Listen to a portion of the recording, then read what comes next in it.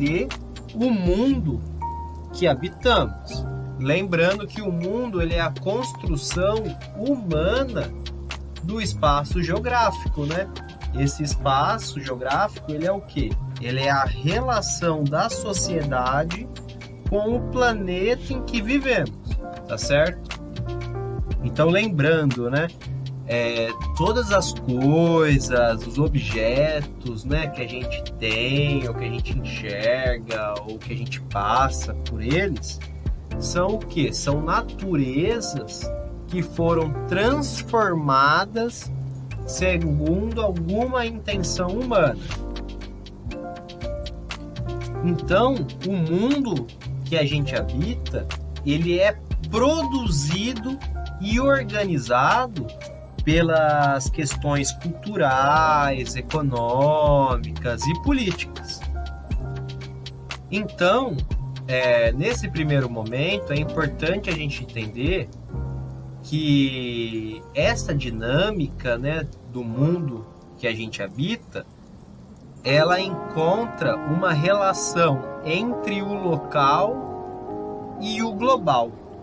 Por exemplo, vamos tentar compreender a questão da pandemia, né? A pandemia ela vai ser um exemplo disso. A pandemia, ela acontece em um determinado local e se espalha para o mundo todo, virando uma questão global. A gente vai ter o quê? A questão local de enfrentamento da pandemia. Pode ser uma questão assim de como você lida com a pandemia, de como a sua cidade lida com a pandemia, de como o seu país lida com a pandemia e de como o mundo todo lida com a pandemia. Então vocês percebam o quê? Que o espaço geográfico ele é organizado tanto pela escala global como pela escala local. Hoje o nosso mundo ele está hiperconectado, ou seja, aquele navio que ficou encalhado no canal de Suez, ele causou um transtorno muito grande para a economia global. E com certeza a gente aqui no Brasil vai sentir pelo menos um pouco esse acontecimento que aconteceu tão longe da gente. Outro exemplo. Teve um tempo atrás que os porcos chineses eles foram sacrificados porque teve uma doença, então teve um sacrifício gigantesco do porco chinês. Lembrando que o porco é uma das principais fontes de alimento da população chinesa. Daí, o que aconteceu? A China começou a importar muita carne brasileira, né? A gente começou a exportar para a China muita carne. Aí, localmente, a gente vai sentir esse efeito aonde? No bolso. O preço da carne começou a subir. Por quê? Foi muito mais interessante vender a carne para a China do que vender a carne para a gente, mesmo ela sendo produzida aqui. E esse exemplo é só para vocês entenderem o quê? Que o espaço geográfico ele sofre influência tanto das questões que são locais como das questões que são globais. E uma coisa também que é muito importante é a gente ter a noção que o espaço geográfico ele é um produto histórico, ou seja, são gerações e gerações de pessoas, de acontecimentos, de fato históricos que moldaram o nosso presente de hoje. Se pegar assim, por que a gente está se comunicando na língua portuguesa? Sendo que a língua portuguesa ela tem a origem lá do outro lado do Oceano Atlântico, em Portugal. Por que a gente está falando português aqui? Porque teve o quê? Um fato histórico das grandes navegações, da colonização, do genocídio indígena, né? E hoje, né, graças a esse acontecimento aí que aconteceu há 500 anos atrás, a gente fala a língua portuguesa e não tupi-guarani. Então vocês percebam o quê? Que o espaço geográfico, ele é fruto da história. Por isso que história e geografia sempre caminham junto. Porque para entender o nosso presente, a gente tem que compreender como esse presente ele foi sendo produzido ao longo da história. E ao longo da história, o espaço geográfico ele foi organizado de uma determinada maneira. Se vocês pegarem aí o primeiro slide de vocês, né, o primeiro PDF, no PDF da página 3, vocês vão ver que eu coloquei uma linha do tempo ali, que marca o quê? Marca os grandes períodos onde o espaço geográfico foi organizado de uma determinada maneira. Então, se a gente pegar, a gente vai ver que teve o colonialismo, depois o imperialismo, depois a ordem bipolar e a nossa nova ordem mundial, né? Nossa, por quê? Porque é o período histórico no qual a gente vive, conhecido como a nova ordem mundial. Só que para se chegar nesse período de nova ordem mundial, a gente vai ter que ter o conhecimento do que foi o colonialismo, né? O que foi o imperialismo, o que foi a ordem bipolar. Então aqui eu vou explicar um pouco para vocês sobre cada período, né? A gente não vai assim se aprofundar muito, porque são questões assim que envolvem muitos fatos históricos e tudo mais, mas vamos pegar os principais pontos de cada período histórico aí que eu tô falando para vocês. O colonialismo, o que significou? Significou a expansão do domínio europeu sobre o mundo. A Europa começou a dominar territórios até então separados pelo oceano, né? Graças à revolução técnica da bússola, produzido na China, da carta celeste, produzido no mundo árabe, né? E as caravelas, produzido em Portugal, vai dar condição de a Europa começar a dominar e ocupar outros territórios. O colonialismo ele vai marcar profundamente o nosso presente. O Brasil ele é um país subdesenvolvido porque ele foi uma colônia de exploração. Aqui Portugal vai colocar um sistema de plantation que vai o quê? Vai exterminar o território indígena, vai colocar uma população que vai ser escravizada aqui, a população africana, né, que se tornaram escravos pelos europeus e trabalharam a vida toda até a morte aqui. Isso vai gerar o quê? Uma desigualdade social profunda e um ódio racial que persiste até os dias de hoje. E um grande problema do Brasil, que é o quê? A má distribuição de terra. No colonialismo, as terras eram dadas a um senhor branco europeu e ao povão mesmo, né, que eram os africanos, os brasileiros, aí, que era a mistura de europeu com índio, africano com índio e tudo mais. Eles não vão ter o direito à terra, eles vão ficar sem terra, tá certo? Então, o Brasil hoje é um país com profunda desigualdade. Essa desigualdade, ela é reflexo desse passado, né? Então, vocês observam aí que interessante essa questão do tempo, né? Será que o passado passou? Ou o passado está mais presente do que nunca, né? Então, durante muito tempo, o mundo ele foi organizado em metrópoles e colônias. Quem que eram as metrópoles? Eram as principais potências da Europa, Portugal e Espanha, que eram as principais até então, Inglaterra, França, Holanda, Bélgica. Essas potências europeias, elas vão colonizar outros territórios, vão explorar os recursos desses territórios, né, extrair riquezas desses recursos e acumular essas riquezas na Europa. Ou seja, As colônias, né, o Brasil, Bolívia, África do Sul, Índia, né, todos esses países que foram colônias são países que tiveram a sua riqueza extraídas e levada para as potências europeias. Então, por isso, hoje, a gente observa uma grande desigualdade no mundo. Essa desigualdade começou aqui. Aí o tempo foi passando, surgiu a Revolução Industrial. A Revolução Industrial surge na Inglaterra, ela vai provocar uma mudança significativa no mundo, né? Uma mudança muito profunda no mundo, e a Inglaterra ela vai passar a ser a principal potência mundial. Vai ultrapassar Portugal e Espanha, e Inglaterra, com as suas indústrias, ela vai ter uma outra visão de mundo. Ela vai ter uma visão de mundo onde ela não precisa possuir outros territórios. Ela apenas precisa fazer o quê? Controlar outros territórios. Então, nesse período, ela vai proibir o Brasil de ter fábricas.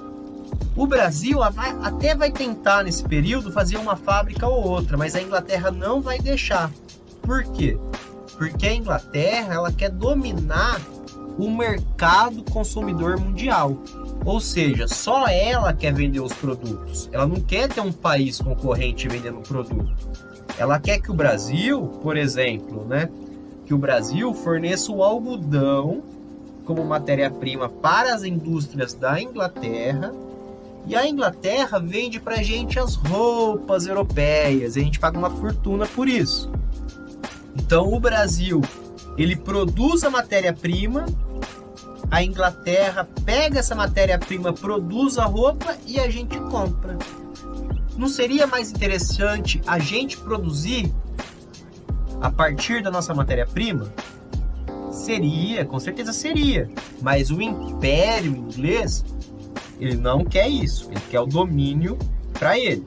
Nesse período do imperialismo, pessoal, vai acontecer duas tragédias assim gigantescas. Uma tragédia é a partilha da África e a outra tragédia são as duas guerras mundiais. O que aconteceu? A Revolução Industrial, ela aconteceu de início na Inglaterra. Depois ela aconteceu nos Estados Unidos, na Alemanha, na França e em diversos outros países aí. Esses países começaram a promover uma corrida para dominar mercado consumidor e dominar os recursos, né, que vão ser usados como matéria-prima. Então, o que aconteceu? A África, pela proximidade da Europa, vai ser um território muito interessante para as potências europeias. Até então, o europeu nunca conseguiu invadir a África, porque a África era um continente muito poderoso. O que aconteceu com a Revolução Industrial e também com a escravidão, a África já estava meio na corda bamba, chegou a Europa lá e acabou com tudo. Todos os territórios de origem africana deixaram de existir e teve a partilha da África, ou seja, a África começou a ser controlada pelas potências europeias. Só que muitos países não ficaram satisfeitos. Falou assim, a Inglaterra tem mais que eu. A Alemanha pegou um pedacinho da África que eu queria. E começou a ter o quê? Uma tensão geopolítica entre as principais potências industriais do mundo. Essa tensão geopolítica, ela foi existindo por anos e anos, até que uma hora ela estourou e surgiu a Primeira Guerra Mundial, uma grande tragédia humana. Tanto a Primeira Guerra Mundial como a Segunda Guerra Mundial, elas são frutos dessa corrida, né, industrial.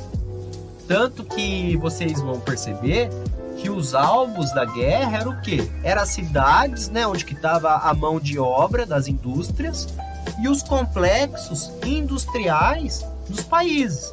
E também o pessoal tacava bomba em ponte, em rodovia, em ferrovia, para destruir a logística industrial dos países, né? Então a gente vê como essa corrida, né, do imperialismo vai provocar as duas guerras mundiais. Terminando a Segunda Guerra Mundial, a Europa vai dar destruída e os Estados Unidos vai surgir como a principal potência do mundo. Por quê? Porque os Estados Unidos ele ficou, de certa forma, isolado desse conflito pelo Oceano Atlântico, né? Ele não foi o palco da guerra, diferente da Alemanha, da França e tudo mais. Então, os Estados Unidos conseguiu manter a sua economia forte. Só o que acontece? Quando a Segunda Guerra Mundial acaba, a gente vai ter ali a União Soviética, né? Os comunistas do outro lado do mundo, uma outra forma de organizar o espaço geográfico, uma forma totalmente diferente da que os Estados Unidos pregava como modelo, né? Isso vai surgir o quê? A chamada ordem bipolar. Bipolar porque dois polos de poder geopolítico em espaços diferentes do globo terrestre. Então a gente vai ter um polo que é os Estados Unidos, que vai ser representado pelo capitalismo, que a gente vai ter tempo para estudar mais sobre isso, né? E o outro que vai ser a União Soviética com a ideologia comunista, né? Ou seja, uma ideologia que é aquela ideologia que é exatamente ao contrário do capitalismo. Esses dois países vão ficar se rivalizando um com o outro. Só que o trauma da guerra vai ser muito grande. Ninguém quer saber de guerra. Tá todo mundo cansado, passando por 2 guerras mundiais. A gente não quer guerra. Então, essa guerra não vai acontecer diretamente entre os dois. Só que vai acontecer o quê?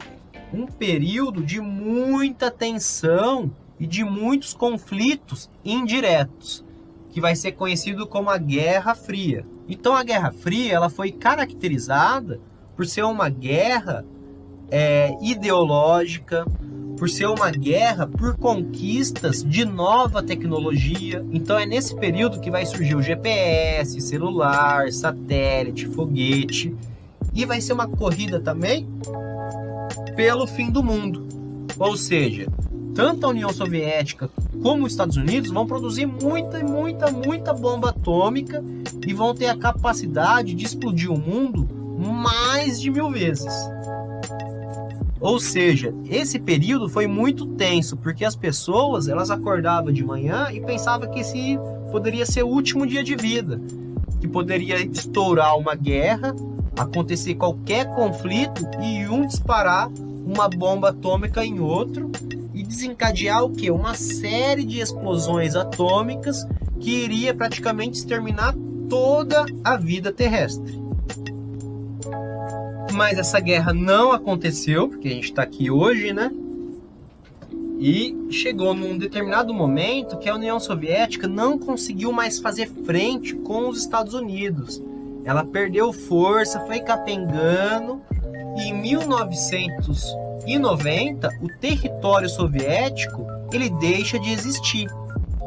E por que a Rússia, né, ou melhor, a União Soviética ela perde? Um dos principais motivos é que a União Soviética ela participou ativamente da guerra. 500 mil russos morreram durante a guerra. A Rússia ela se jogou, né? Tanto que o marco final da Segunda Guerra Mundial é quando o Exército Vermelho da União Soviética invade Berlim e derrota os nazistas, né? O Hitler, que fez toda aquela bagunça, ele foi covarde, ficou com medo, não quis encarar os russos de frente e preferiu tirar a própria vida. Então a Rússia ela já estava com uma economia capenga, né? Perdão, a União Soviética ela já estava com uma economia capenga, com muitos prejuízos da guerra e não conseguiu fazer frente com os Estados Unidos. E com o fim da ordem bipolar, a gente vai ter então o surgimento da nova ordem mundial, que é esse mundo que a gente vive hoje, né? E provavelmente, ou a gente está no fim desse período, ou a gente está no momento muito marcante desse período. Porém, não dá para prever, né? ainda se a gente vai estar numa nova fase ou se é apenas alguma complicação que a gente está passando, né, durante esse período. Então esse aqui é o nosso podcast do 9º ano. A gente vai ter muito assunto ainda pela frente, né? A gente vai ter que ver bastante sobre as questões da globalização, do capitalismo, né? E procurar entender como todas essas coisas globais, ela acaba afetando a nossa vida na questão local. Beleza, pessoal? Então é isso. Abraços e fiquem bem.